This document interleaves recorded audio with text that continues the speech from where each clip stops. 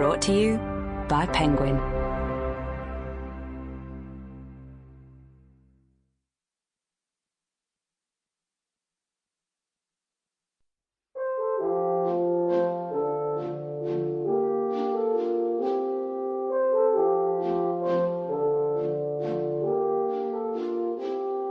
Homecoming Girls, written by Val Wood, read by Anne Dover. A child's life is like a piece of paper on which every person leaves a mark. Chinese proverb.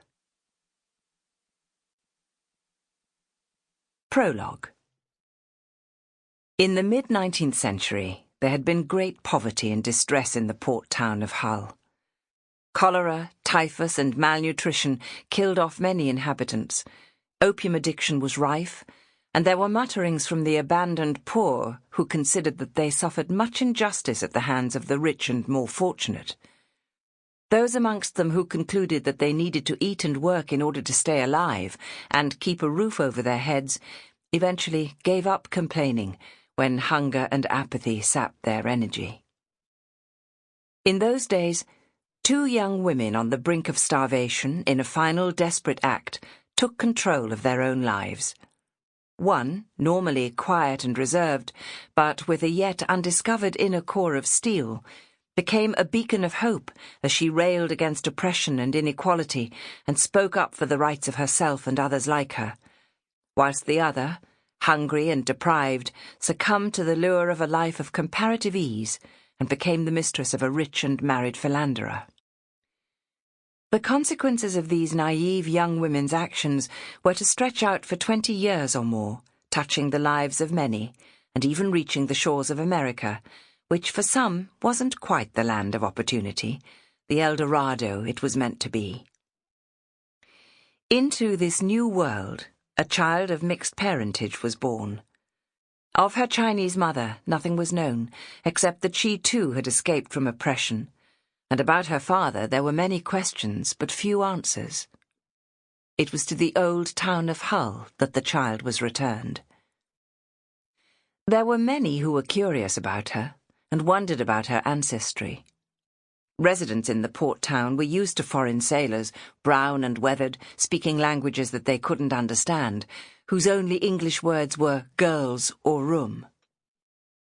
Seamen might occasionally come across a Chinese cook, but rarely did people of that nationality arrive in this eastern harbour.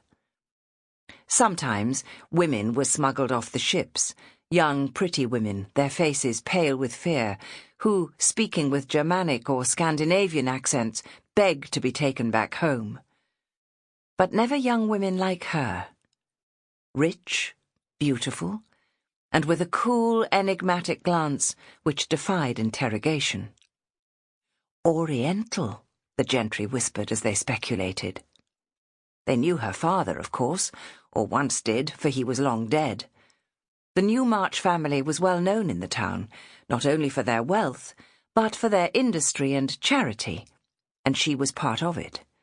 Her family and close friends knew what little there was to be known, but for the rest, she was shrouded in a cloak of mystery and intrigue, and many stories were told about her. Over the years, the tales faded into obscurity as she was accepted as part of the community, until strangers arrived and asked about her, and then they began again, increasing in exaggeration and veiled insinuation. Chapter 1. March 1874. Jewel watched her cousins from across the floor of the state ballroom in the Royal Station Hotel. Elizabeth, married for only an hour, golden-haired, elated and vivacious beside her new husband. On her other side, her twin Clara, almost but not quite her double, palely serene, but as Jewel knew well, anxious and fearful at the thought of having lost the sister who for 20 years had been an inseparable part of her life. Jewel swept towards them, her rose-coloured watered silk gown rustling, and the feathers in her headdress gently tossing and quivering. She and Clara had been Elizabeth's attendants, and as they... Sample complete. Ready to continue?